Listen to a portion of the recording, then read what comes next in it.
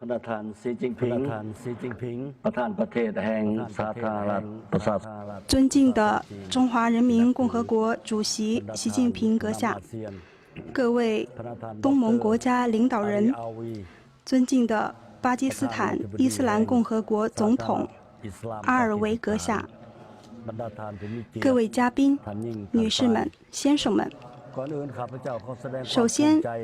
我非常荣幸能够代表老挝政府，在第17届中国东盟博览会开幕大会上发表视频演讲。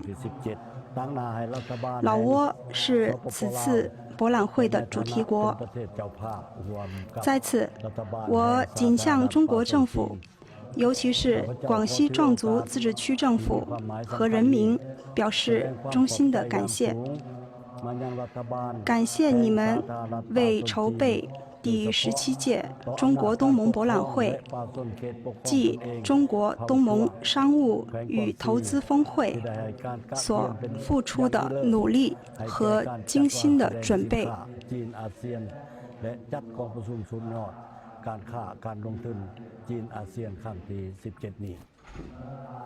各位嘉宾、女士们、先生们，一年一度的中国东盟博览会暨中国东盟商务与投资峰会已经成为促进东盟与中国经贸合作的重要机制，为双方企业间的会面与经验交流，共同探讨如何更好地开展贸易合作，展示产品，推动东盟与中国的贸易与投资便利化，提供了良好的契机。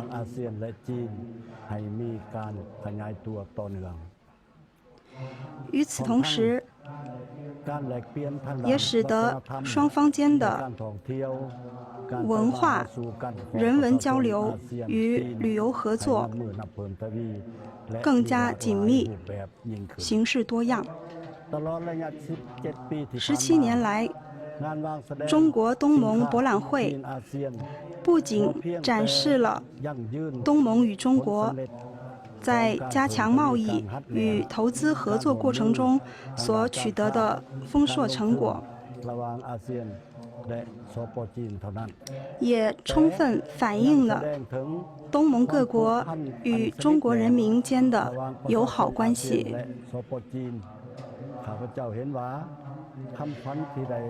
本次博览会的主题是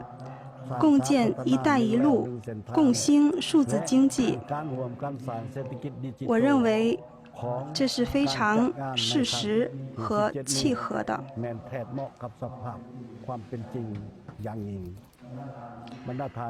各位尊敬的来宾，2020年对于中国与东盟合作和对话关系发展历程来说，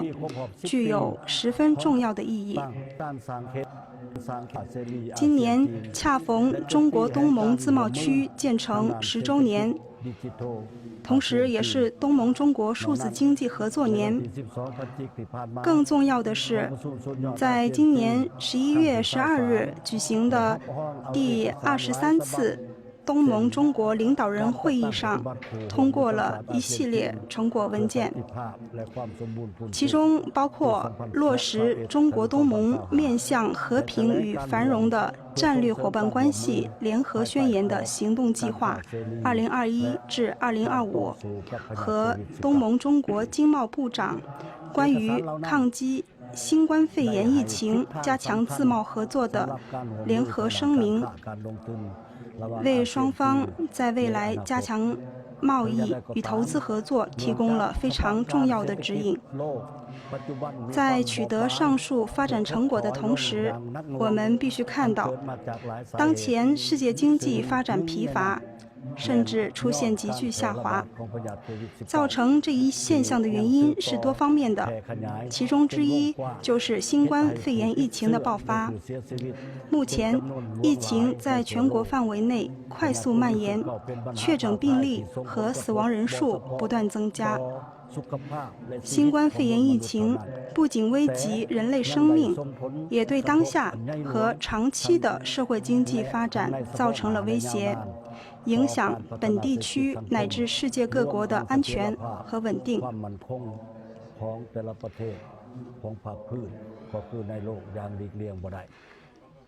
因此，我们必须团结一心，共同抗疫，积极贯彻落实双方在中国东盟领导人会议上出台的成果文件，以及在11月15日签署的区域全面经济伙伴关系协定中所作出的承诺，为双方人民创造实实在在的福祉。同时，必须加强技术层面的交流与传承，促进数字经济转型发展。可以说，在新时代的今天，数字经济已经成为地区乃至全球社会经济发展的重要动力。在2019年通过的落实中国东盟面向和平与繁荣的战略伙伴关系联合宣言的行动计划2021至2025中，也重申了关于加强中国东盟双边数字经济合作与发展的重要性。然而，东盟各国在经济发展和基础设施建设方面仍然存在着巨大的差异，因此，在行动计划具体落实的过程中，我们必须充分结合东盟各国的实际情况。老挝正在积极寻求发展，以适应数字经济时代的需求。为此，制定了2021至2015年国家数字经济发展5年规划，推动数字科技在制造业中的应用，使得传统的地理上的距离不再成为贸易与投资的主要障碍。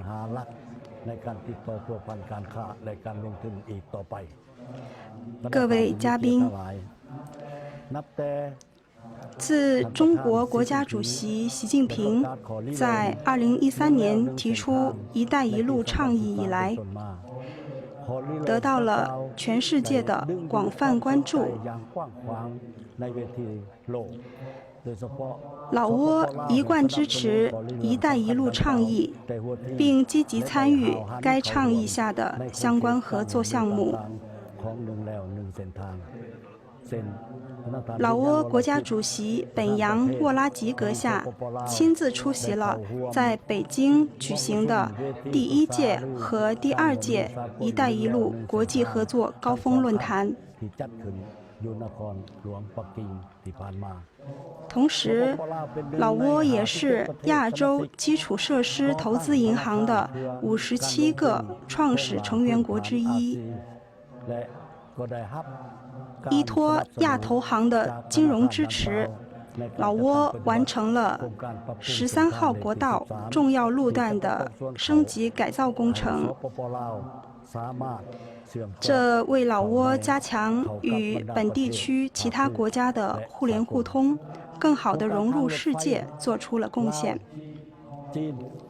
老中铁路项目作为老挝国家重点工程之一，是目前老挝最大的合作项目，同时也是“一带一路”倡议下的标志性项目。该铁路的建成将成为中老传统友谊发展历程中一个重要的里程碑。在此，我仅代表老挝政府和老挝人民再次郑重承诺，我们将一如既往地支持“一带一路”倡议，与其他“一带一路”沿线国家共创、共享和平、文明和可持续发展，加强“一带一路”倡议与2025东盟互联互通总体规划对接，进一步推动地区间的贸易和投资便利化。最后，再次衷心感谢中国政府，尤其是广西壮族自治区政府及热情的南宁人民为此次博览会的成功举办所付出的努力。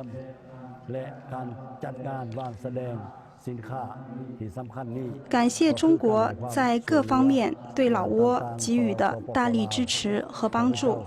我坚信，通过这一有效机制，东盟中国对话关系将继续结出累累硕果，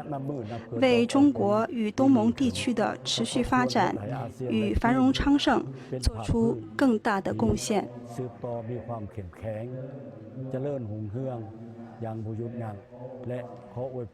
最后，祝愿第17届中国东盟博览会取得圆满成功。谢谢大家。